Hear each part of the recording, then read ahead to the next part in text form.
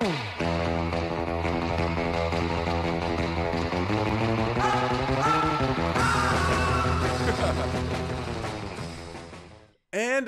action! Welcome back to another episode of Written and Directed By. I'm your host, Harrison Berger, and with me today is a very special guest, Alaya Walton, very talented actress. Welcome, thanks for coming. I appreciate it. Absolutely. How have you been? It's been, what, like 2 years? It has. Well, I think I saw you at a Netflix exhibit. Yes. I remember that. And I was like, wait, is that Harrison in California? I remember him from Arizona. Yeah, that was like, I'd been here for like 8 months probably by the time I saw you, because I've only been out here for like 19 months. I haven't been out here that long. Really? Yeah. Okay. It's about the same time I've been out here. Okay. Yeah, and so I was like, wait, that's... Yeah, because, so when I was in line, I said, Harrison, and like, I didn't mean to yell it, but I was like, wait, that's Harrison, and you looked at me. I remember that. That's so funny, because I found it rare to see people that I know here, and even when I go back home, I still don't see people that I know other than my family. Interesting. Yeah, so it's like whenever I see someone that I know, or it's like I never actually a month ago I was in a hotel, my parents were visiting, and all of a sudden I hear Harrison, and I'm like just keep going, and I looked up for some reason, and they're like, Harrison, and I turn around, and I'm like, it's my dad's cousin that I hadn't seen in like 5 years. It's like, wow, that's so random. Yeah, it's crazy. Yeah. So it's like you never know who's around. It's weird, because I think I saw a girl that I went to high school with in Arizona out here at like this audition, and I was like, wait, what are you doing here? Because at the time she was a senior and I was a freshman, so when I saw her I was like, I thought you were going to U of A. Yeah. So it was so weird seeing her here, and we kind of like reconnected. That's great. Yeah. It's I've had that where it's like you find someone that you haven't seen in years, and you're like, hey, and now you're best friends again. Right. Yeah. Yeah. It's very interesting how that works out. I know. Huh. Yeah. Yeah. Life's strange. It's very strange. Fun fact if you didn't know. Yeah, and it's never not strange, I think. Yeah, there's never a time where it's like a stayed. Yeah. It's always like, woo, like and roller coasters. if it is, then you're doing something wrong. Yeah, like there's something completely wrong. Yeah. Like, you need to fix it. So speaking of ups and downs, how have you been? Like how's everything going with acting? And everything's going great. My experience in LA isn't what I expected. I've built my resume for mostly theater, which is fine. I love theater. But when I moved out here, before I moved out here, I got signed with an agent and manager. And so like they were saying, you get a lot of auditions and like yada yada. We're going to make sure you get out a lot. And ever since I've been out here, I've had maybe like 1 to 2 auditions every other month. Oh. Yeah. And so I've basically been relying on my submissions to theater and film and short film. And my mom, my mom, every time she submits me to stuff, I always get auditions and callbacks for it, and I book it. And I'm like, what is happening? What is different that we're doing than they're not? And so, yeah, it's a very interesting experience, but I'd say the passion for acting is still there. I do it a lot. Like I said, I just had a callback for a film today. That's great. And I had an audition for an art school yesterday. So it's every day. It's always something. Yeah. I mean, that's amazing. As long as you're, I guess, still passionate about it and you're still pursuing it, then that's all that counts. All that matters. Yeah. Because sometimes things, like, if they never work out, I feel like that things never work out the way you exactly plan them. Especially, like, being in film, like, you never get on a set and everything is the way that we planned it to be. So learn that the hard way. Yes, we did. We learned that the hard way. Got people quitting from films. Yep. Oh my gosh, losing daylight, having to cut scenes. I remember that. Yeah, and even one of the actors who had a terrible reaction to the makeup. Yeah, really? Yeah, the guy that played Odin, Mark. Oh. He had like the makeup that we were using for scars. It just like he got like a allergic reaction, so his whole face got puffy the night before we had to shoot the next major scene. Wow. Yeah. So there's a lot went yeah. lands on that movie. Yeah, a lot went down, but Yeah. it was very successful. Yeah. You know, it's funny. Last night it popped up on my Snapchat, and it's like 2 years ago today, and it was when we went to the gun range and we were shooting and the horseback riding, and we were like training prior to shooting. Yeah. I was like, no way. That's crazy. Yeah. That's crazy. Wow. Yeah. Memories. Yeah. Memory. Yeah. Yeah. Yeah. It's, you know, I'm still in like I hate that I'm still like working with this movie, and like that it's not, that's not like out there, you know, because I'm still trying to get it out there. It hasn't been doing very well in the festivals. I've been getting like a lot of like, well, it's good, but you know, it's not for this, or, you know. Interesting. Yeah. And I think, I don't know if it's because it's a Western or what exactly. So I kind of stopped submitting a little bit and just kind of like showing it to people that I know, and like people that I've met in the industry, and those people I get good feedback on. Yeah. But like festivals, it's like, no, sorry. So it's like, yeah, so it's kind of a bummer.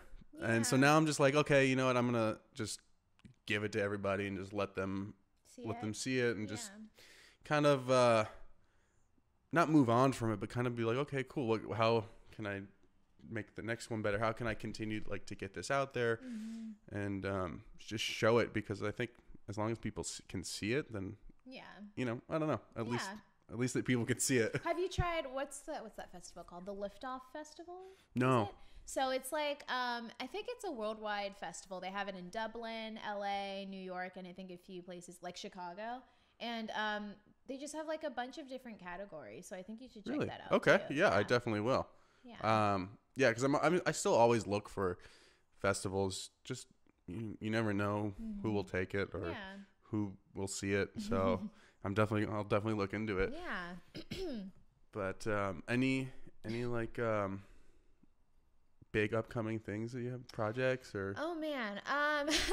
Well, I'm writing an album right now. Oh really? Yes, I am. So I have 2 songs finished. I didn't even know you sang. Yes, I did. Yeah, I sang my act, and like after filming that, I got into filmmaking a little bit. Oh, that's too. great. So I've been doing a lot of screenwriting. That's awesome. And, I directed a short film on Universal Studios in Hollywood. So that was a few years ago, but I've been kind of working with that. That's amazing. Yeah. That's so cool. Yeah. She's talented, guys. She's multifaceted. That's Isn't awesome. everyone? Yeah, I mean, you would think so. You would hope so. Yeah. Yeah. I know, you know. I don't know. That's super cool. What kind of music do you sing? Okay, so it's more R&B. Okay. But how I've kind of been working with my voice is leading towards more soul. Oh, cool. So it's kind of like a mixture of R&B, soul. Mm. Some of the songs are going to be a little poppy, but for the most part, it's going to be R&B. That's soul. awesome. Yeah. That's super cool. Are you trying to do anything with the album, or are you just doing it to make music, or?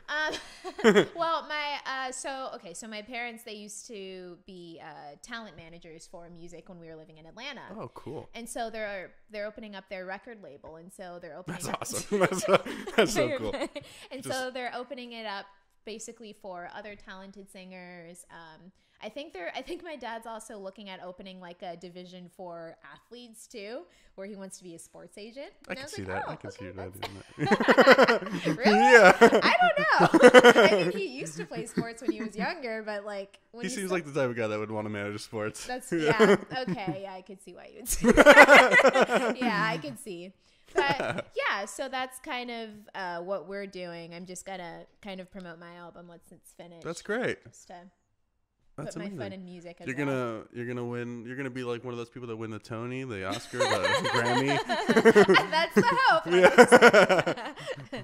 Yeah, it's just. I mean, when you're in entertainment, I don't think.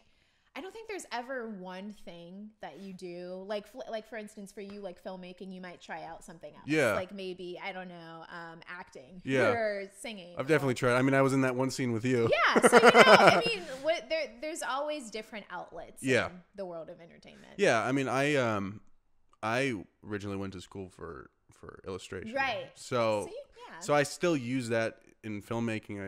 I will draw storyboards, and I want to get back into like drawing comics. Okay. And I nice. play guitar. I own like 8 guitars, so it's like, so I've never like performed. I performed one time in front of people, but really? Yeah, it was frightening. It was like a couple months ago too. Oh, okay. Yeah. Yeah. So I'm always doing things within the arts, Mm-hmm. because I think it's important to like. You have one thing that you focus on, but you should always like expand. Yeah, branch out, kind of learn some other things, and because you never know where one might lead you. Exactly. Yeah, because I mean, you could get famous from singing, and then they're like, you can act too. Come be in be in this movie where you sing and act. You know, where you sing and act. You know, you could be like Lady Gaga. You know, so yeah. Oh my, and she did such a great job. Yeah. In that movie. I wasn't even a fan of her music really. But after seeing, so when I was younger, it's like Lady Gaga, okay, like Poker Face, yeah, I loved it. But like in general, I didn't listen to her often. But then when I saw her on A Star Is Born, I was like, oh my gosh, yeah, I need to listen to her music more. She has a great voice. I didn't used to be a fan of her music. I like her as a person and like what I saw of her, and then I started liking her music. So I have like this massive crush on Lady Gaga. Aww. But every you time hear that? Hey Lady Gaga. Every time I say that, people are like, really? And I'm like, yeah. I mean, she has a great voice. Yeah. She's beautiful. So I mean, that movie was great too. Yeah. Like Bradley Cooper did an amazing job when he directed he like directed it, wrote it, was in it, and I think about all the time, like how like directors do that, like how like because Denzel does that a lot. Right. He's always directs the movies that he's in, and I always think like how do they do that? I don't know. Because when I was in that one scene with you and Itzel, I was like, I don't know what to do. I don't know what I'm doing. I'm like focused on acting out the scene, and also like I had all these different thoughts, and I think it probably takes a lot of practice, but it was so I'm always curious on how like these directors or actors do that on this massive scale where like Bradley was in every scene pretty much, so and he directed it to where it was nominated for an Oscar, right? And I'm like, how are you this talented? Well, I think Denzel, when he did Fences, it was up for a couple categories for Oscars too. And he was in every scene. It blows my mind. If I could figure that out, I mean, I don't really want to be an actor. I mean, I'll do it. I think it's fun, but try it out. Yeah, so you never know. I just wrote this this one script. I've been working on it for like a couple months, and I just finished it. And I'm thinking like of casting, and I'm like, because it's based on like life and it's based on my experiences. Oh, okay. So I'm like, do I just kind of like do it? Do I play the guy that it's based off of? And I'm like, I don't know. I don't think so. Yeah, we'll see. I always wondered how that works. Like, how do you, because you're still alive. Yeah. And so if you're filming an autobiography, like, would I do the bird? Yeah, I mean, like, it's not an autobiography, but it is, it's based on it's, it. yeah, like they're two friends that wind up falling apart. And they're based on like, well, one character is based on me, and the other character is based on a couple different people. So like, and just different experiences that happen throughout life. So I'm like, because like the worry is, will the actor that I find portray me the way I want the character that's based on me to be portrayed. Right. So sometimes I'm like, should I be the guy? Do I want to act? And I don't know. So I guess I would have to find the right actor or another copy of me. I mean, I guess with enough investigation you can find someone, but you never know. I mean, they say that LA is full of like talented people, but like for the right role, you never know. Yeah, and I don't know, it must be hard to I mean, I don't know this yet, but it must be hard to like find a person that's based on another person, especially if that other person, that like the person that's based on is alive, and they're like, oh, I don't like that. You know, it's like, because then you gotta like, especially if it's like me and that person, that actor is supposed to be emulating me, and I'm like, it's not really working out. You know, I don't.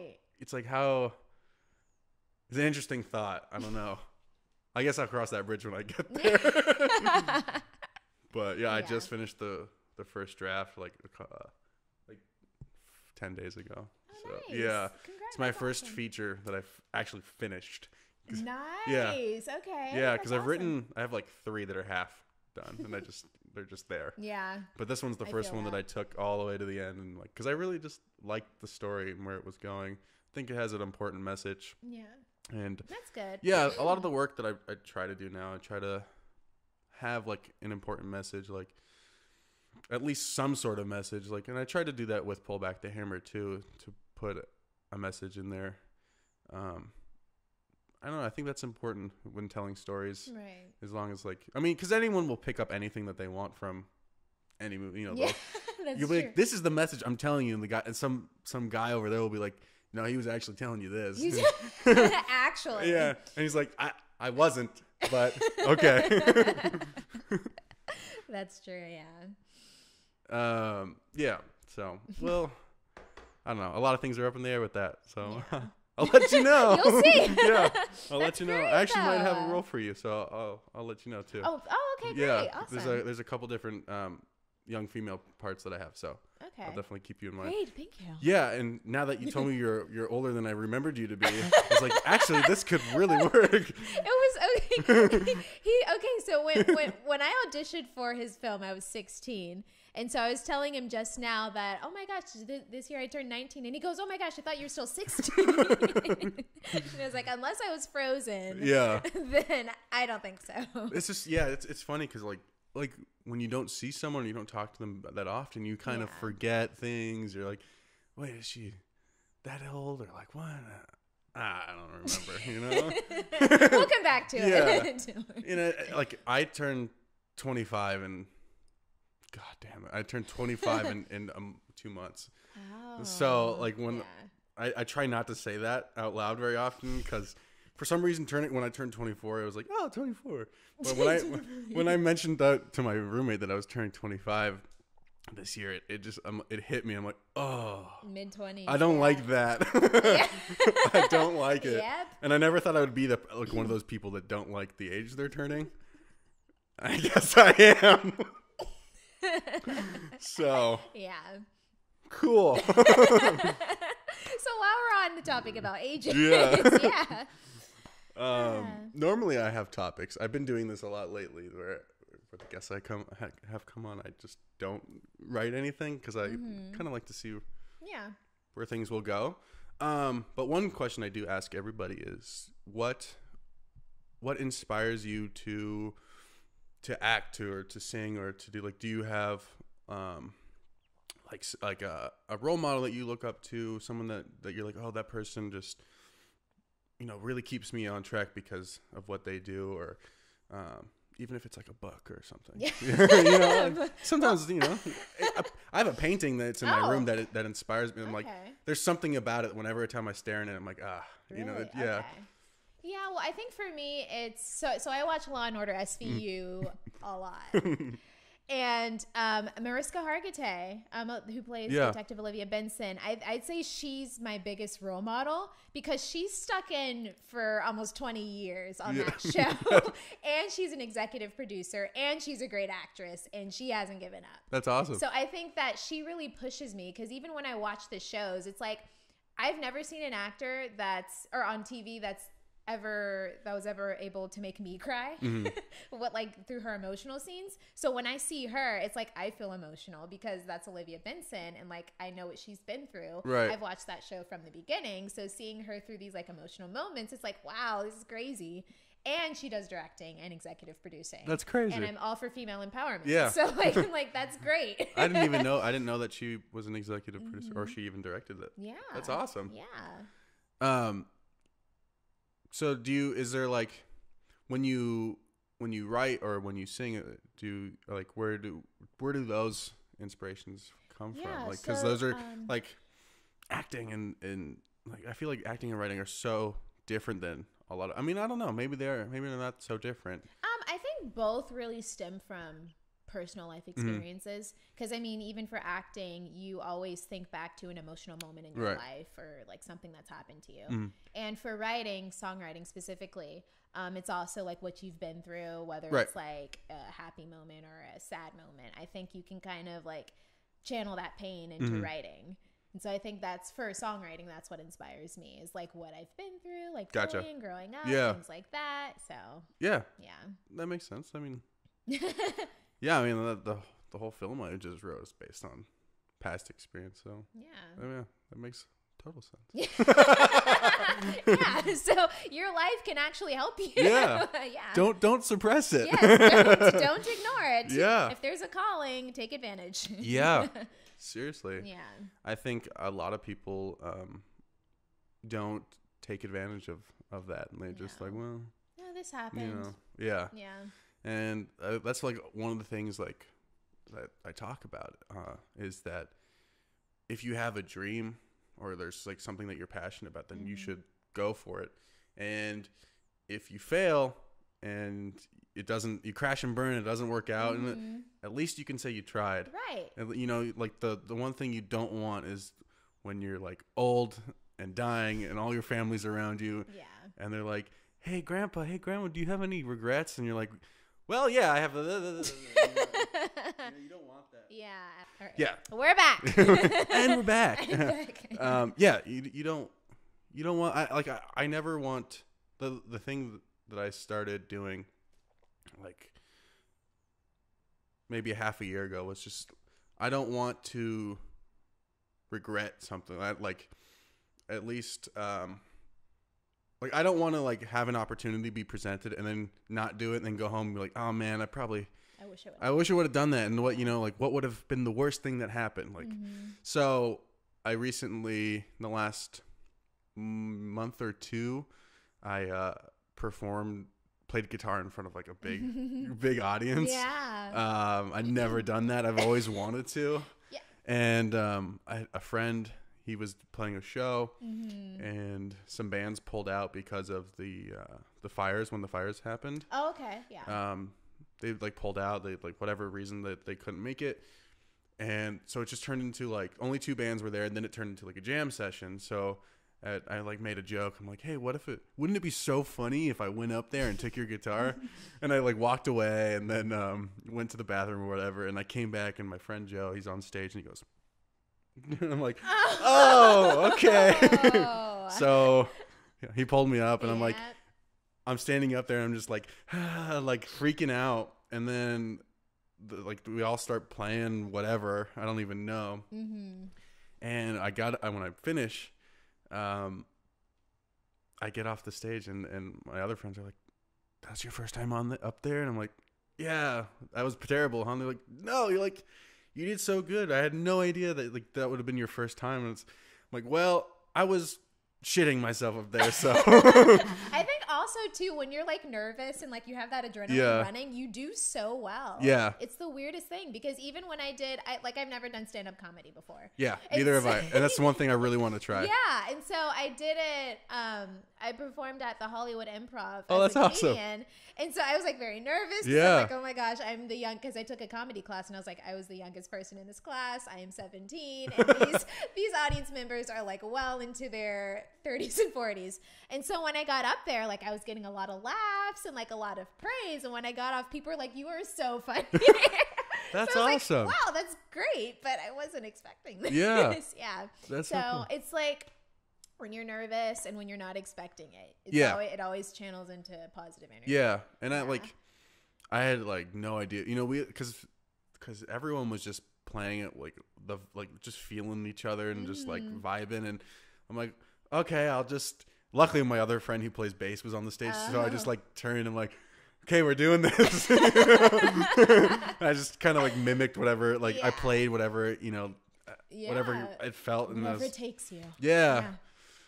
So yeah, it was like a very liberating experience, like to like take off the guitar and then come off the stage and be like, wow, like I'm really proud of myself that I did that, because it, you know, you think about it, you get into your head too much. You're like, well, yeah, it'd be cool, but like all these people, what are they going to think of me? And then you have to be like, well, who cares what those people think of you? You're never going to see them again. Right. You don't even know any of these people. Yeah. So sometimes it's easier to say that to yourself than to actually like do it, because you could say it to yourself and then, well, next time. You know? And that's true, because I bought this like little wall sign, and it's a quote from John Wayne that says, courage means like buckling up and doing what you're afraid of anyway. Yeah, because you never know, right? And you don't know where like that one thing will lead you. Like you could like when you did stand up, you know, like you could be like, wow, I really love the rush, I really love how this feels being upstage, and then you go and become a stand-up comedian. You know, it's like, if you don't try those things, you'll never know. It'll like my dad always says, if you don't ask, the answer is always no. So like, I mean, and it doesn't have to be like you're asking for it, but that could just be like, if you don't try that thing, then your answer for that thing will be no. Like you'll never achieve that if you don't go after it. Right. Like, honestly, what's the worst that could happen? It's true. I mean, people don't laugh at you. Yeah. That's the worst thing, right? Yeah, I mean, so what? Yeah. I mean, I try to laugh at myself every day, so. Yeah. But I mean, because if no one else, you know, it's like, if you can't laugh at yourself, then who will? Exactly. That's true. Yeah. Yeah. Yeah. That's a good point, actually. Yeah. I mean, I was just talking with my mom, like right before you got here, and we have like a family friend who's in a wheelchair.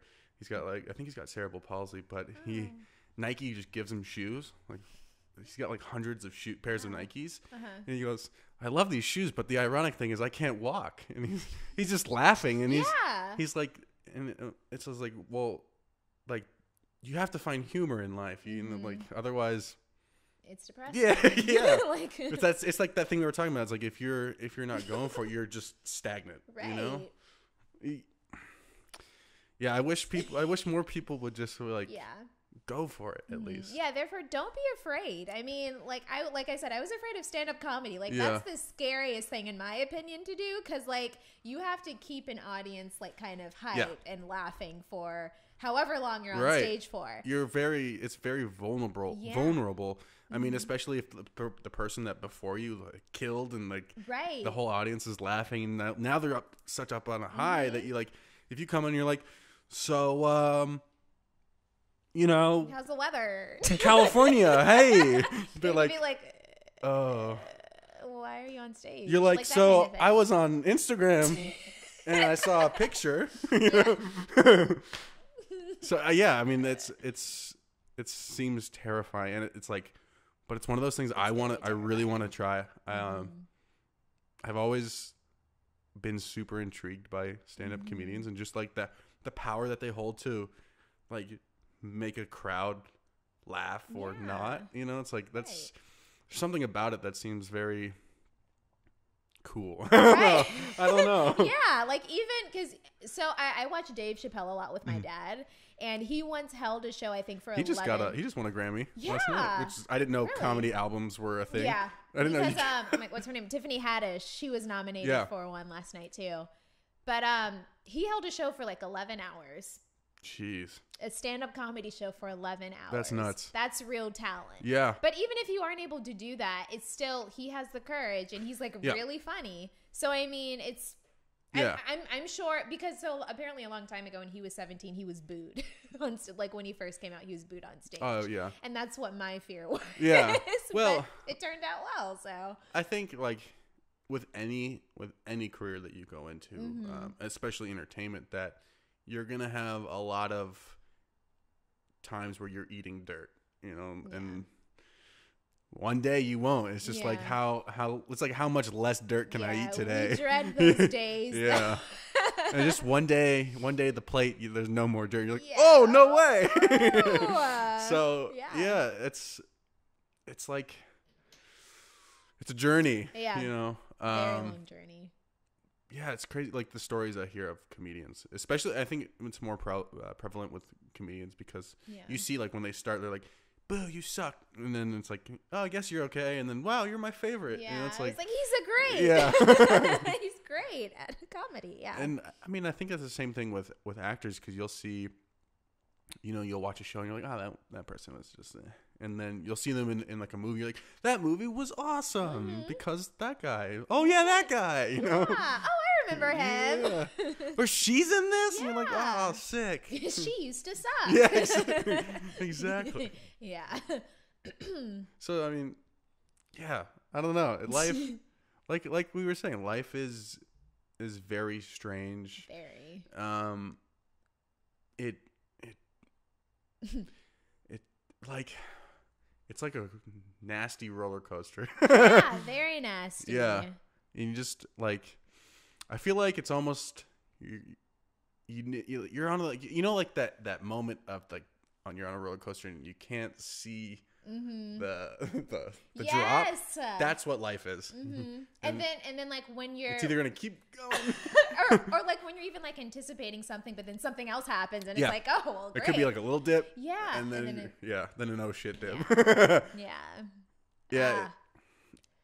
But you know, we gotta just keep pushing forward, I think. Yeah. The moment where you say like, oh, maybe it's not for me, or maybe it's when you like, because like, oh, you shouldn't give up. I hate that when people just stop.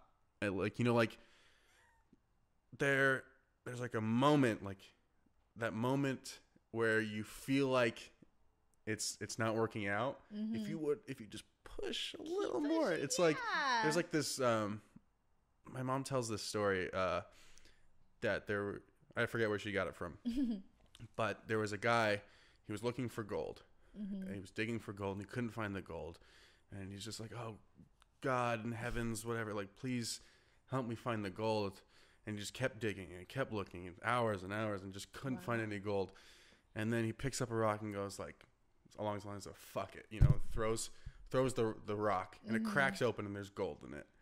You know, so it's like if you just keep being persistent, like those opportunities will eventually come. You just can't give up. And it's so easy to be like, it's not working. Yeah, and like especially with acting and in LA, like when you're going on auditions and you think you do well, but you don't book it, and it happens all the time. I know a lot of people who gave up. Because it's like, okay, well maybe it's not for me, or oh, I'm not talented, or oh, they think I'm ugly. Right. But like it's really just, I mean, you're not right for the role. They say that all the time, but like there's also other projects that are interested in you, or like even try theater, or try other outlets, like you said, like music. Right. I mean, you never know. Exactly. I mean, you don't know where one thing will take you, and if you're not willing to like keep going or push forward, you look through the negativity, then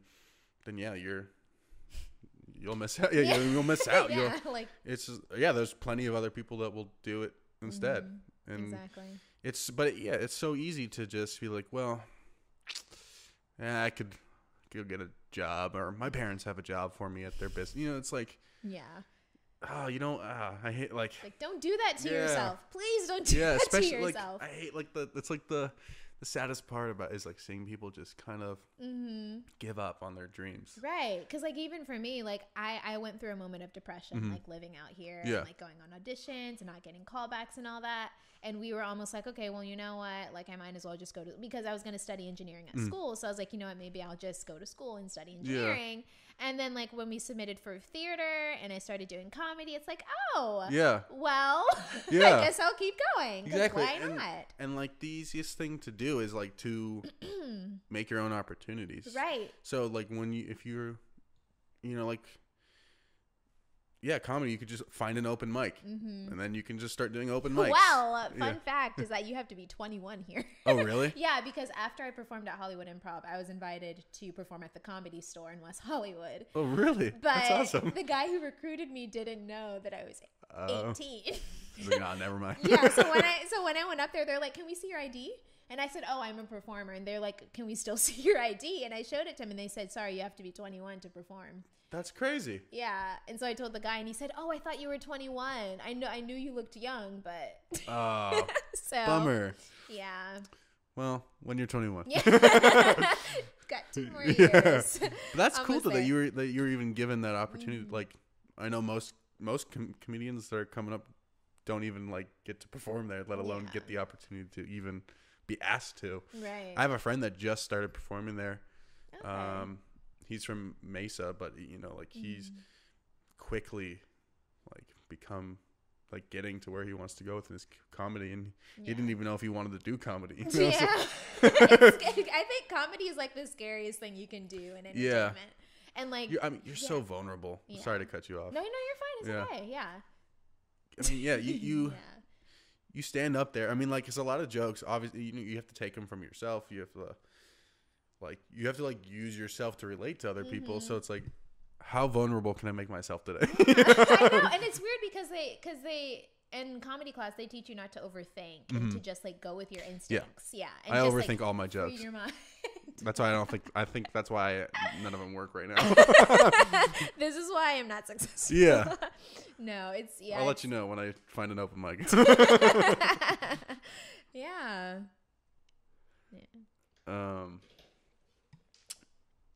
I don't have any topics. I usually do. Like that. I'm sorry. No, you're fine. All right. What? Okay. This is something I like. What? Okay. So aside from acting and singing and stand up, do you like, what do you like to do for fun? Like, do you just like to chill with friends? Like, what? Like when Alaya isn't working? Oh gosh, that's hard. I don't know. I watch Hulu a lot. Okay. I watch Law and Order, of course, on Hulu. Let's see. Oh, I run track. Oh yeah. So I love to basically train for that. That's awesome. I mean, there's not really much that I do. I mean, I love writing and I love acting. It's like it's pretty much a part of everything I think that I do. But I would have to say that I love watching Hulu. I love playing games. I don't know. Yeah. It's a weird, I ask it because it is a weird question. It's not like, you're like, yeah, I like to sit and play Legos. You know, it's like, because like, you know, like everyone has like their own definition of what they do for fun in their free time. Because like I write and that's what I do for fun. But it's like, that's still because I'm in the realm of entertainment, that's still like work. But if you separate it, it's like, yeah, I'd like to, you know, watch TV or I'll paint or something, you know. But it's like I don't know. But like I still like, even when I sit and watch Netflix, I still classify that as like work because I'm like watching things for cameras and you know. So it's like same here. And like for me, I'm just like watching acting and like rewatching scenes. Yeah. So it's like I feel like you're never really not working. Turned off. Yeah, like, I think especially in entertainment, you never are. Because one of my past guests, he plays Dungeons and Dragons, and he's like, and that's just another form of acting because he's an actor, and he's like, because then I can create characters, and so he's like, so you know, it's like even that thing, you're playing a game for fun, but it's like you're still acting or you know, coming up with scenarios. Yeah, right. That's hard. But yeah, I watch Hulu. I run track. Oh, that's awesome. I didn't know you did track or run track. Yeah. I did. Well, right now I'm kind of like on a break from it because of the whole acting stuff. But I'm getting back into training for it. That's awesome. Yeah. Are you training for anything specific or just? Just for the season, really, in the fall. Because like right now I'm in my gap year for college. Gotcha. I graduated early, and so I'm planning on starting this fall. And so, like, I'm hoping to run track at school. So you're not only will you have a Tony, an Oscar, a Grammy, you're also gonna have a gold medal in the Olympics. Maybe. That's the hope. Jesus. Yeah. You have the most the most prestigious awards. Yeah. What do they call that? It's like an EGOT, I think. Yeah, an EGOT, but plus like a gold medal. Yeah, but they'd have to come up with something new. Yeah. A god. Because I was always wondering, how do people get like PGOTs? Like, how do you win a Pulitzer Prize? I don't know. How does that work? I forget what you have to do to get a Pulitzer. Yeah. Maybe we can look it up. Do a little research. Because I wish I had some dude over there just like, hey, look this up. Yeah. Like Joe Rogan on his podcast, he's just like, look it up for me. No, it only tells us what you win. This one says how to nearly win a Pulitzer Prize in 5 steps. So imagine how hard it is. Here, I'll go to Wikipedia. They're always trusted, right? Yeah. They're so reliable. Remember, in your research paper, don't quote Wikipedia. Or do. Yeah, you never I always know. did. All right. It says a Pulitzer Prize is an award for achievements in newspaper, magazines, and online journalism, literature, and musical composition. Interesting. You win $15,000. I don't know what you have to. I guess you just have to. I guess it just is journalism or but what do you literature. have to do? Any like literature. Write an article and submit it, maybe. I guess is. And entry and prize. Let's see. Anyone who has been submitted is called an entrant, jury nominated finalist.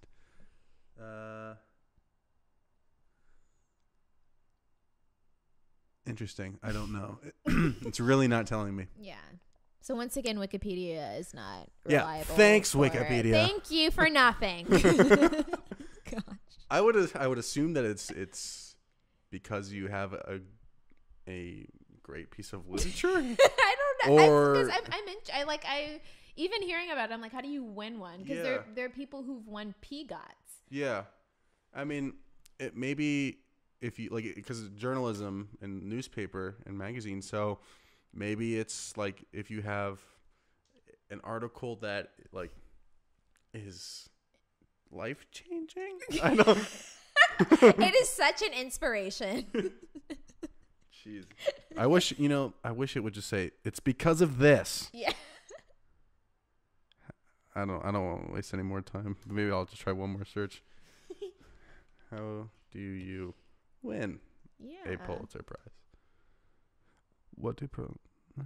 Once again, they're telling us what you get when you win.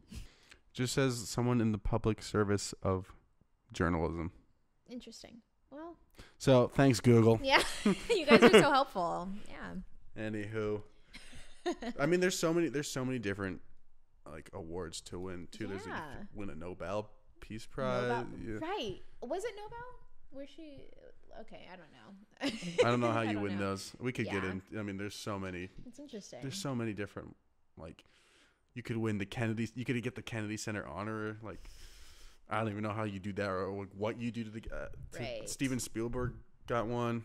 So it's like, I think Led Zeppelin got one. It's like I don't know. Wait, how? I don't know. Like, how? That's I don't know. I don't know. Like, who decides who gets these awards and for like what reason? Exactly. I'll just stick to Oscars and we'll Golden just stick to our Globes. EGOTs, Billboard Awards, Exactly. iHeartRadio. Do you have any like upcoming goals that you're like looking forward to, or anything that's exciting on the horizons? Yeah, so the album that I told you about, right. I'm really excited for that. How many songs are you?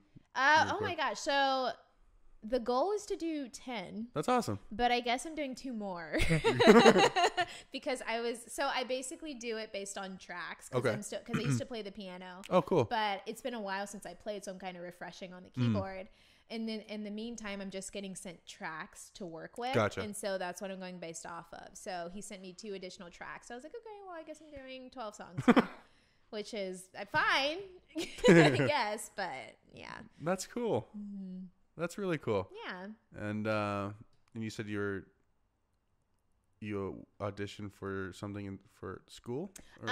Yes, I had an audition for the New School in New York. Okay. Which is an art school.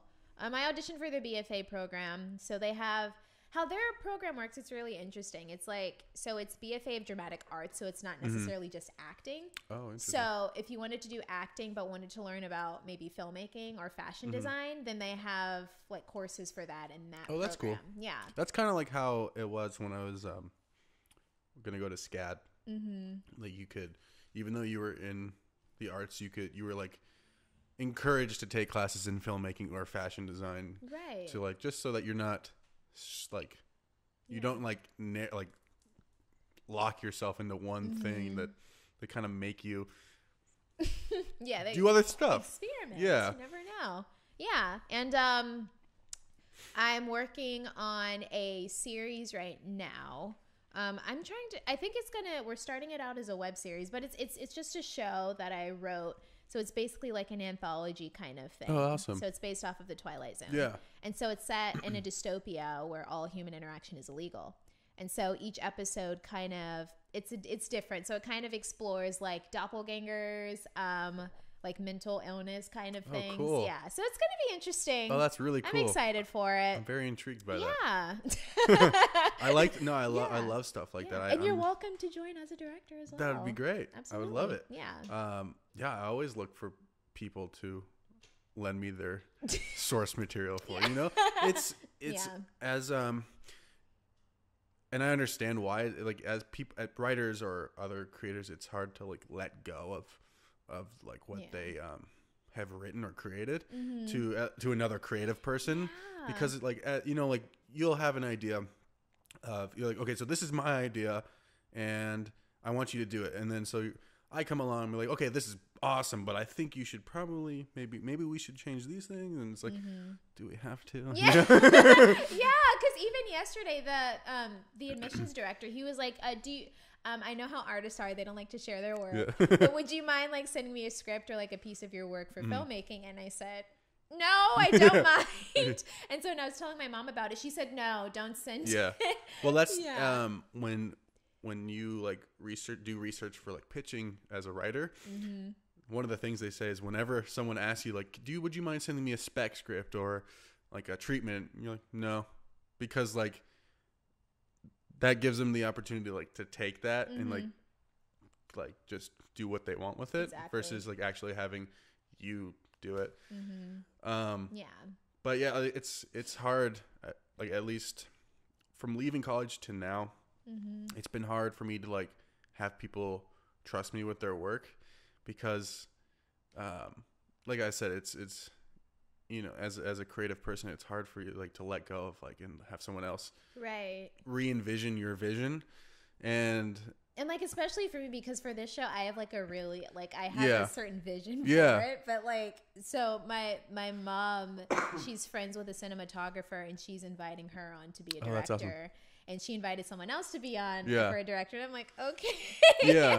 I think. I mean, it's hard. So I think like, and this is what a lot of shows do, like especially new, like when they're first, like when the first season comes on, they'll get like they'll get like Martin Scorsese or someone like really big to come do the first episode. And then be like, this is the style we want the show. And so now everyone else who comes on they can throw their flair into it, but it has to still follow that style. So you could do something like that where you set it up like, this is how I see it. And then everyone else has to now conform to your style, but they can be like, add their little thing that makes them uniquely them. Yeah. Well, I mean, I don't have a problem with them adding something. It's just, I don't want it to be like, here's what's going to happen in this scene. We're going to change like this scene. And I'm like, I don't want to change the scene. I wrote it there for a reason. I think, I don't really have much experience yet on it, but it's like as far as TV goes, but I don't know how much like I know on film like a director can change quite a bit and still, and the writer will still have the credit. I don't know about TV. I don't know like as because directors are usually brought on as guests. They're like directed by this person because they were a guest to the show. So I'm not sure how much like leeway that director would have. Like. Maybe they could challenge like a scene, like saying like, I don't think this makes sense. And then maybe they could work it out with the writer. So I don't know. Like, I know like when someone gave me their script, they were like, hey, can you direct this for me? And I'm like, sure. And I'm like, okay. So I read through it. I'm like, these 3 things don't make sense. And I explained it to him. And I explained it to him from like a pacing standpoint, like a story standpoint. He's like, oh yeah, that actually makes a lot of sense. And sometimes people, they don't see it or like, cause like they think of one way, they type it out and like, oh yeah, it doesn't make sense at all. And so I think as long as like they're not trying to say, I don't like this scene. Maybe we should just completely rewrite it. Then you're like, hey, no, it's like, the door's over there. Yeah. You know? You're fine. Yeah. Get off my set kind of thing. Yeah. Well, no, I'm not going to say that. But I mean, you could if you wanted could, to. but I don't want to be that type of director. But yeah, I mean, I'm for the show, I'm open to like any changes, any tweaks that I need to make. One of the directors, he said that it looks really good. He just said his concern is just like misspellings in the script. Gotcha. And I said, okay, well, I mean, that's fine too. I didn't get anything else, or I didn't get any feedback from the other director, but we're waiting on that. So that's awesome. Yeah. I love that idea. It's there's something to me fascinating about the whole anthology style of especially TV, and especially Twilight Zone. I actually just started going back and watching because it's on Netflix. They have all the seasons on Netflix now, so I started watching them. Really excited for Jordan Peele's Twilight Zone. Oh yeah, too. He's gonna do so well with that one. It's gonna be amazing. Yeah. Yeah. So the whole concept of anthology is like really like sparking with me right now.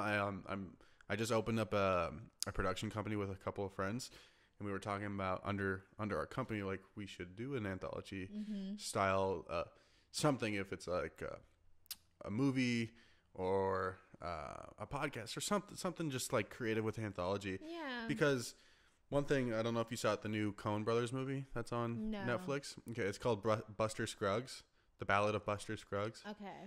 And it's like 2 hours or so, but it's like 5 or 6 different stories.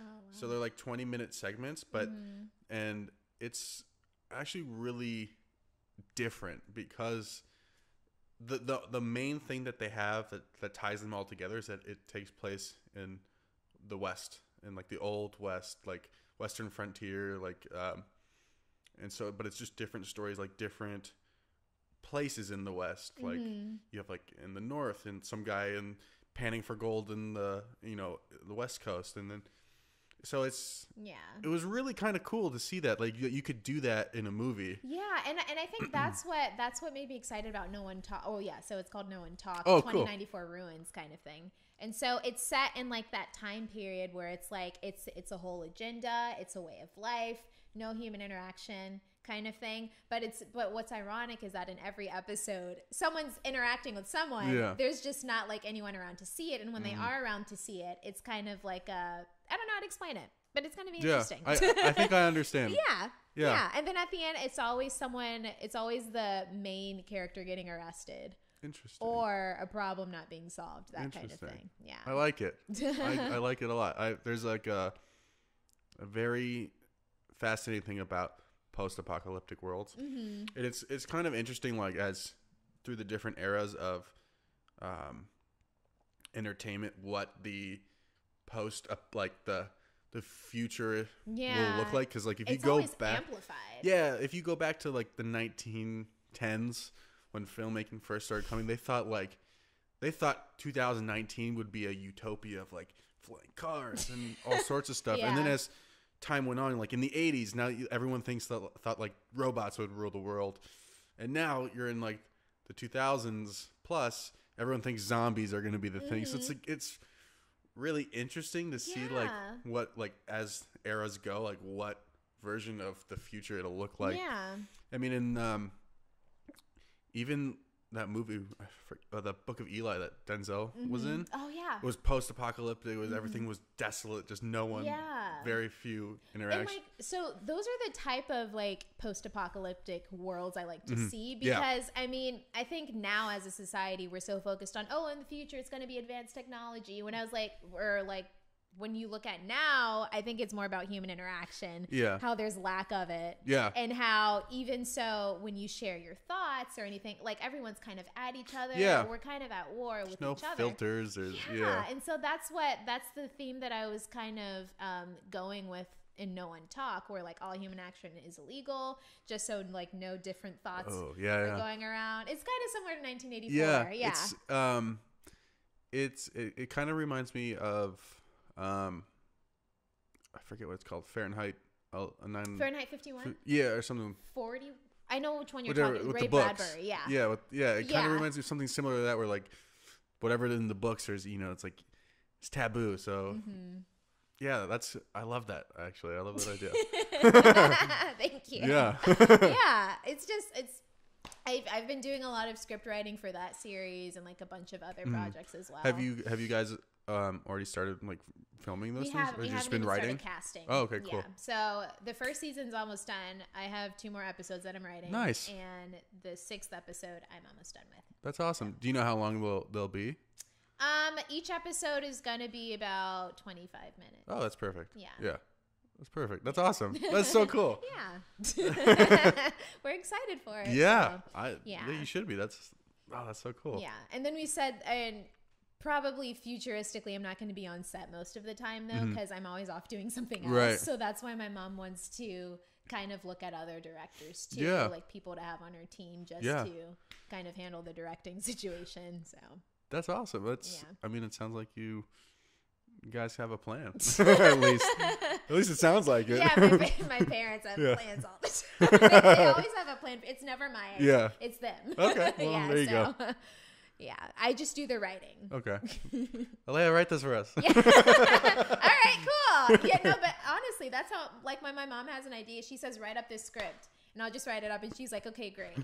We'll do casting for That's it. hilarious. Yeah, so. Maybe one day your parents will have like a huge production company. They want to. Yeah. They're, so And my then parents, we'll see your parents in front of Yeah. every major movie. I'm like, what the?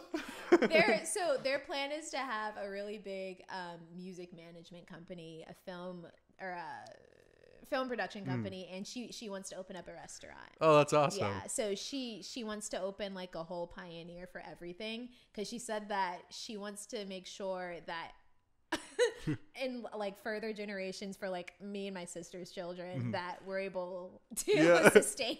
That's awesome. So though. yeah, it's like, well, that's great. That kind Your of mom's sounds. trying to build up an empire Yeah. for you. that's what's so funny about it. I'm like, okay, that's fine. That's great. Yeah, so that project's in the works right now, and my mom's also writing a movie, her That's own awesome. script. That's so cool. Yeah. I love it. Yeah. That's great. Yeah. That's a lot. That sounds like a lot going on. Yeah, it's a lot going on. It's that's why I said, like, when you asked what else do I like to do, I'm like, Yeah. I don't know, because I like don't have free time. yeah, I don't have free time, and even when I do, I'm just either writing, watching Hulu, or literally listening to music. Yeah. Which still involves me to sing. Right. So it's like I'm still working. Yeah. It's funny because like I was just talking to my sister or a friend of mine. We were saying like where, like when you're in high school or when you're in college, you kind of have like this pocket of free time where you do all these things like, and you really, it's like, oh shit, it's midnight and I've been like drawing or I've been painting or I've been whatever. And then now you're an adult and you have responsibilities. You're like, when did I have all that free time? And you're like, you forget that, Right. you forget that things are different. It's like, but like, I want that free time back. Exactly. It's like, and I have it. I have like moments of free time, and it's like, how come I'm not doing things? Like, I don't know what it is. I'm trying to figure it out. Like, how do I get more free time? I guess I gotta quit one of the jobs or something. Quit one so I can sustain my free life.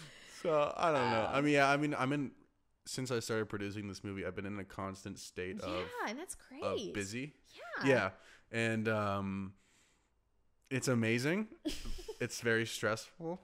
But it's nothing that like, it's not like it's one of those things that's, oh, it's work. It's like one of those things that I'm happy to like be working on it. And I just know that once we get it, like, we're working on like fixing some stuff in the script, and that like talking about like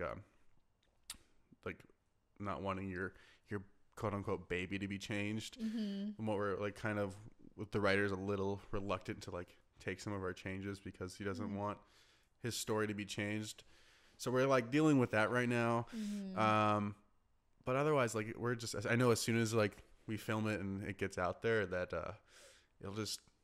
it'll take off. It's such an original concept that it'll do good for the actors, the directors, me, whatever. It's just, so it's like, we're all very passionate about it. And I think that's important on a project. Right. Is like, I think it's important like to have the people who are like-minded. That's why I always try to work with friends. You know, if I find people that I like working with, I always invite them back, because I think it's important that everyone kind of feels comfortable and safe on set. Like they can just say like, hey, like, you know, I'm here for this, but I think maybe you might want to try this, or because at least I give the people that I work with, I give them the opportunity to do those things and say like, if you have a suggestion and I'm not in the middle of something, you know, let me know. Yeah. Please share. Yeah. And as I like do more research and I listen to other directors talk, I've been like taking a lot of those master classes.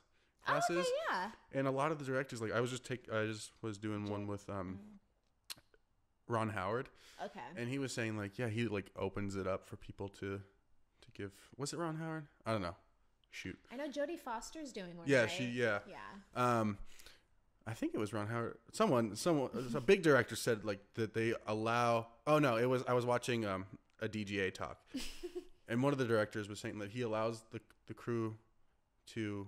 He's like, I allow anyone to give me an idea. Like if I go, he's like, there was a point in the movie where he goes, I don't know how to do this. Does literally anyone have an idea? Like does Susan and Crafty have an idea? You know, because he's like, if you have a good idea, then we're gonna do it.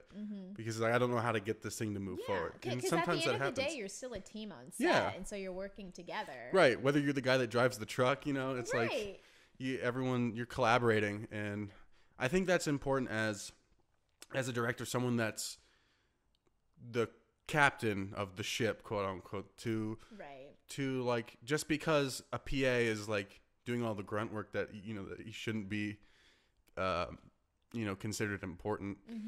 And I think that, and that's one of the things I like to do as a director myself, is to make sure that everyone's included, and like, if it's appropriate, you know, if it's appropriate for like them to give a suggestion, or to everyone to like kind of watch what's going on. Yeah. I think because then it just creates this sense of like I think, I don't know, like caring or something like that, where because like like you remember Ray? Yeah. Yeah. So we're still in contact. Oh, that's awesome. I'm sure when I tell him that you were on the podcast, he's like, oh my god. Yeah. So you know, he like every time I contact him to help me with something, he's like, yeah, I'll do it, because like, and he'll tell me every time we do something, he's like, I don't care what it is, I don't care what the project is, I just love being on set with you. You make it so fun. And like other people have said that too, and it's like, and I'm like, do I? You know, but it's like, I guess, you know, it's just like by creating a vibe where everyone can feel welcome, you know, then like, because like I'll reach out to anybody and they'll be like, hey, we're doing this thing, do you mind doing it? He's like, yeah, I'll be there. So I think that when you can, like, even if you're not at the top, you know, you're at the bottom of the totem pole, and you can still create this sense of that you're willing to do whatever it is, we're willing to, you know, be kind and courteous and like help out wherever you need to, then people are going to want to work with you more. That's true. Yeah. I don't know how I got to this, but we're on filmmaking and everything. I don't know. I think it pays to be a good person. Yeah, I think. Well, yeah, because I mean, who knows? Maybe you'll blow up, and people. Your whole reputation is is that you're a great person to work with, like you're a great director to work with. Because I know a lot of famous directors that are known for being like assholes. Yeah, on set. Like, why are you this way? Yeah, because at the end of the day, power trip. Right. But at the end of the day, without these actors, your project is nothing. Yeah, and I think they forget that. Yeah. It's a shame. Yeah. There's a good documentary that Ray actually sent me. I'll send it to you. It's about directors, and like, do you need, like, the whole argument was like, do you need to be an asshole to be to be a good director, or, you know, like, and so this guy talks to a bunch of different ones, and everyone, and like writers and blah blah blah. They all give different reasons. But it's interesting because, you know, for some people that it works for them. They get their movie done. They get whatever they need done but like, you know, if you're a person that doesn't mind working for an asshole, then by all means. But for me, Go like I ahead. couldn't do it. Yeah. And I never want to be that guy that was like yelling and, you know, creates like a hostile environment because I wouldn't want to be in that. So it's like, why would I want to create that? Exactly. You know? Yeah. Because like, especially because when I was shooting on Universal Studios, I felt there were times when I was getting irritated because I was like, okay, why aren't you guys setting up the camera? What are you guys doing? Yeah. But then also, like, I tried to be very lenient with them, like saying, you guys are doing a great job. That was great. Try it this way, like that kind of thing. Which I think, like you said, like directors who are assholes, they're not going to say that though. It's more of like an aggressive kind of thing. Yeah. I think you have to like, and I've learned this as like Pull Back the Hammer was a huge learning experience for all of us, but for me especially, like finding the balance, and as I've done more things, finding the balance of like being too soft versus being too aggressive, and finding that middle ground that's like, yeah, why aren't you guys setting up the camera? Like, what's taking so long? You know, you've been doing it for a half hour, right? Which should have taken 10 minutes. And you're like, exactly. And then you're like, okay, guys, that was great. I love what you did. You know, it's like, I think it's all about like, because you're like a manager. Right, you're much. Communication. You're like, you have to problem solve. So it's like, okay, so what's the problem? You know, exactly. And sometimes you do have to get a little on them. Yeah. Yeah, you kind of have to like press them a bit, especially if they're not doing what they're supposed to. Because at the end of the day, if you're losing daylight and you're losing time, then it's like, okay, well, this is an extra day that we have to shoot, right? And for no reason. And so, and if you're on like a big budget union set, you'll have a first AD that will do the yelling for you. So. Well, that's good to hear. Yeah, because it's like I wouldn't be able to handle it. Because I mean, a lot of people say I'm testy, but I'm like, I don't. It's just I like things to be organized. Yeah. And I think that's with any director. Things need to be organized in order for them to work properly. For sure. Yeah, and I think like with the proper help with a great AD, like you won't have to do like those things. Like I've been on a set where like this AD just constantly works because he's so good, but like if you're not doing the job you're supposed to, he'll be like, "What the fuck?" You know, like blah blah, blah. Like you know, we gotta go. You know, I don't care if it's gonna take longer. You need to be done now. You know, like. Wow. And then I'll go on other sets where it's like, guys, we gotta pick it up. We gotta pick up the pace. I was on one Netflix set where this guy was just yelling. He berated everybody. Like, I wasn't even working there. I was like a guest of in editing. He brought me on, and the first day, the guy's like, "What the fuck?" Like blah blah blah, and then we walk up, and he turns around and goes, "Hey, how you doing? My name's so and so." You know, so it's like funny, so it's like he like separates like work from like other people. You know, it's like I guess like whatever works for you, whatever makes you get the job done. Exactly. But I don't want to be that guy. Yeah, I don't want to be that. Yeah. No. Yeah. Yep. So, all right. Anything cool going on other than what you've told me? Anything? Where are you going this week? You said you're I'm going to Atlanta. Atlanta. Yes. House searching. Cool. Oh yeah, that's because you guys are moving back. Yeah, and then I'm recording my first 2 songs in the studio there. So that's awesome. Yeah.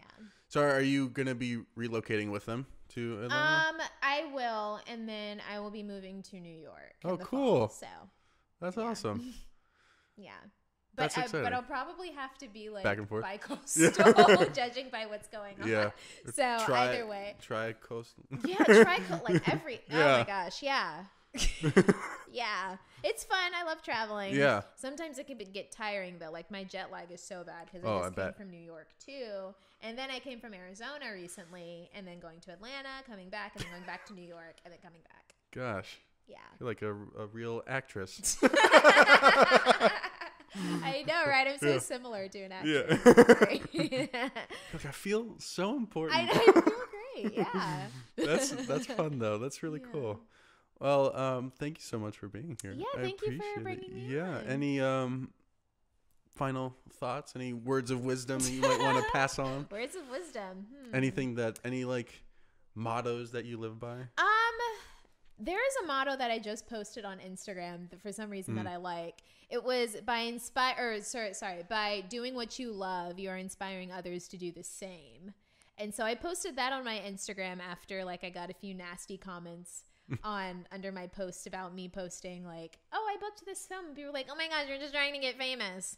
I was like, no, that's not true. I'm just posting. And even if I was, why does it bother you? Yeah. But no, I'm literally just posting because I just post to network because I use hashtags. And so after I saw that, I was like, you know what? I'm just going to put this on my Instagram and for everyone to see. Yeah. By inspiring others, by doing what you love, you're inspiring others to do the same. That's great. And so I love that. live by that. And the John Wayne one about courage is saddling up and doing what you're afraid of. Yeah. So that's great. Those are both great things to live by.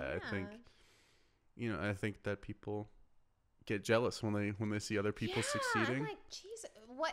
I mean, my mom asked me, I think this last week or the other week, she said, are you ready for haters? And I was like, what do you mean? And she said, later on in your career, you're going to have a lot of haters. Yeah. And I was like, I mean, I get haters now. Yeah. So, but she said, no, but later on, you're going to get more. Yeah. I mean, you see like things like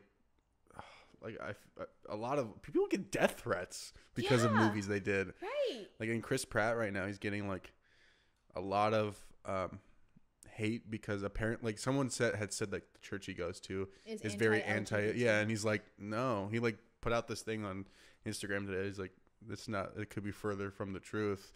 Mm-hmm. And so it's like, it's crazy what stuff people will make up about you just to like jab a knife at you. Yeah.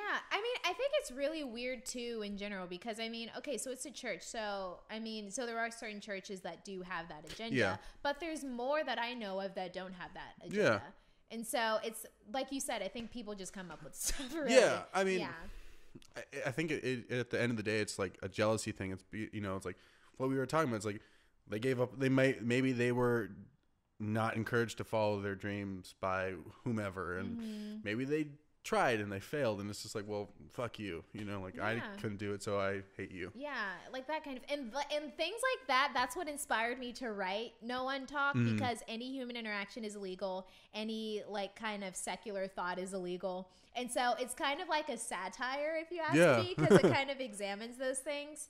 And basically throughout the entire show, it's just not the entire show, but like the beginning is like my narration of like, you see, yada, yada, yada. Yeah.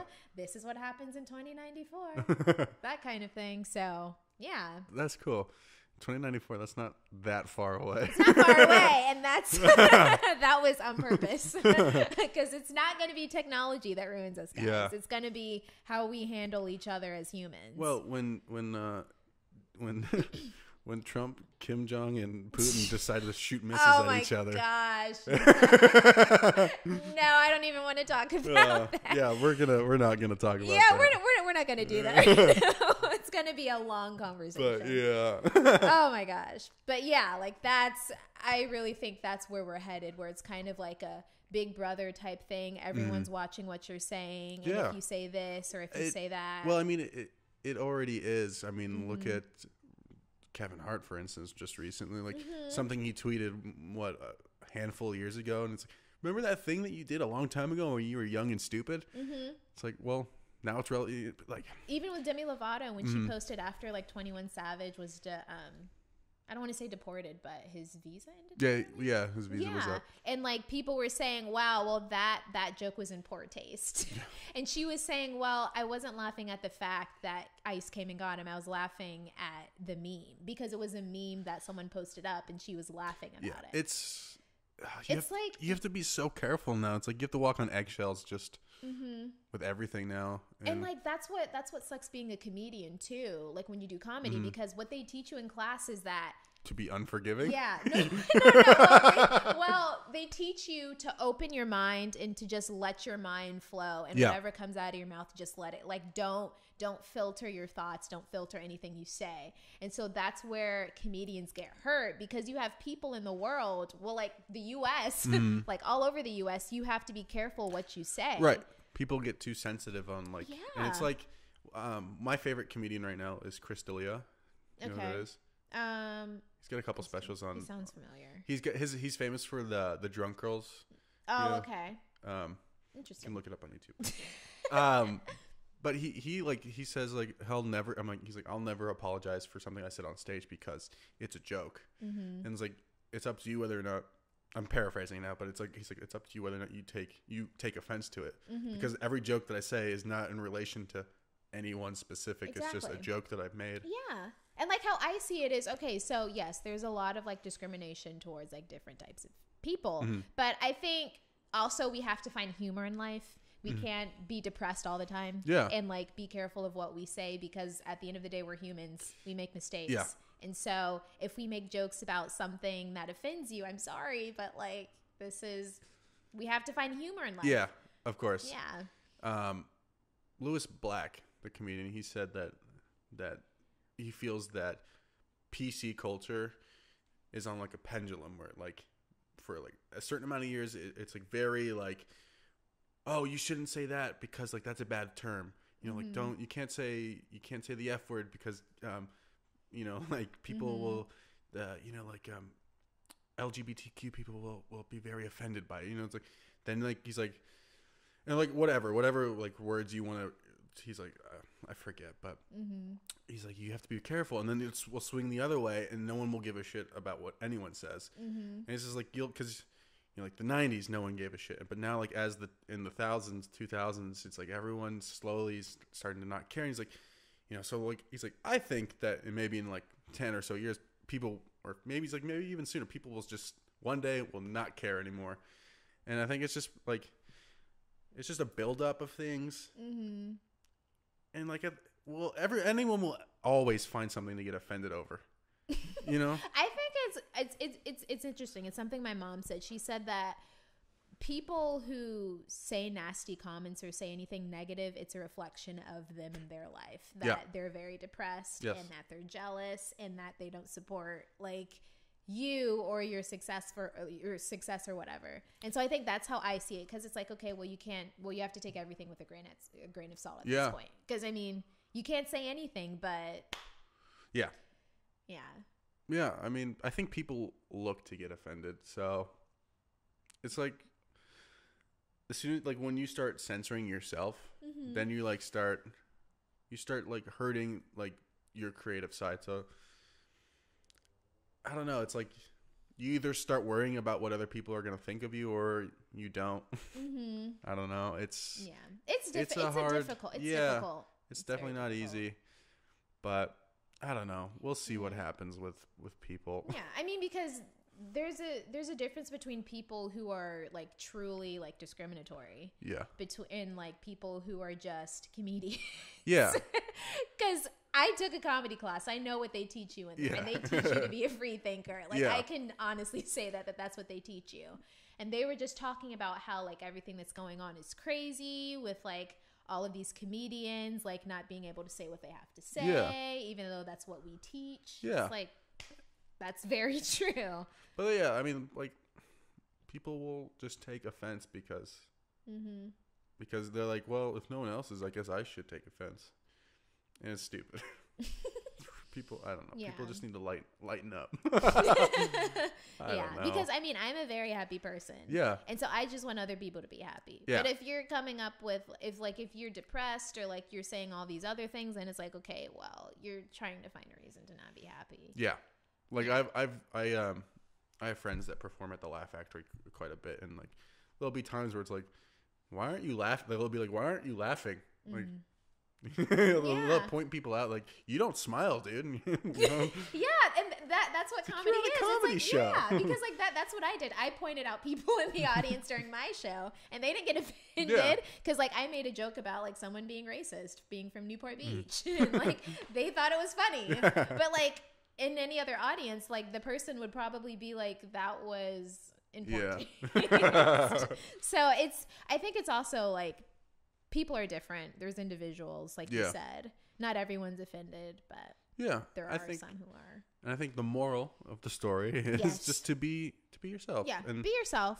Yeah, as long as you're not hurting anyone. Yeah. If you're hurting people, then that's a no-no. Yeah, I mean you'll always get haters, but just stay true to yourself. Yeah. You know, figure out your voice and keep pushing through it. Yeah. I think. Be happy, be healthy. Exactly. Yeah. Well, anyway, thank you. I really do appreciate you coming. You're actually the first female guest I've had on. Oh, So thank you. I'm a pioneer for this show. Now all the guests afterwards will be female. Yeah, thank you for bringing me on. Of course. Was fun. Yeah, this was great. I hope that I get to work with you again soon on a project of some sort. Yeah. Any social medias or anything that you want to plug? Yeah. Let's see. So my Instagram, I just recently changed it. So my Instagram handle is going to be at I am GRAFIIK. I am graphic. That's my Instagram. And my Twitter, I don't know my Twitter. Okay. So you can text it to me. just I'll post it. just follow me on Instagram. Thank you. Awesome. Yeah. All right. Well, you guys make sure to follow Alaya on Instagram. Yay. Look out for her album. Yes, look out for my album. Whenever you decide to drop it. Yes, we're also in the process or writing up a treatment to shoot a music video for a song that was just released. I'm on iTunes. Search up GRAFIIK. The song is Nerdy It Girl. I recorded it when I was 13, but we shelved it for a little bit, and then it just got released on iTunes in January. Awesome. So check it out. We're casting for dancers. So dancers, hit me up. Hit her up. Awesome. That's so cool. Yeah. Well, all right, guys. You know where to find me. You can find the podcast on iTunes, on Spotify, anywhere you listen to podcasts. You can find me there. It keeps growing every day. They keep finding new places to post podcasts. Wow, that's so funny. Yeah, it's crazy. So I actually have a lot of. It'll give me the analytics and it'll say like someone's like this many people listen here, and then it's just like I have a massive category that just says other, and I'm like other. I don't know what that is. Yeah. But thank you from wherever you're listening from. Thank you. You're very much appreciated. Yes, make sure you subscribe to the YouTube channel where you can see what Alaya looks like. You can see all our funny gestures that we've done. Yeah. And you can find me on Instagram at Harrison Burger, Twitter at Harrison C Burger. Thank you so much for joining us today. Thank you for bringing me Of course. I was happy to. I'm glad that you were able to come on. Yeah. Because I knew you were traveling. I was like, I wonder. Yeah, and I was okay. So we almost rescheduled too because after the callback, the shooting would have been from like February 18th to March 5th. Oh wow. And I was like. We're gonna have to find a time after that, and she said, "You know what? Just go today. we don't have to do this." Oh, well, I'm glad it worked out. Yeah, this was great. Awesome. All right, guys. Well, thanks for joining us. I will see you next week. Cut. Bye, guys.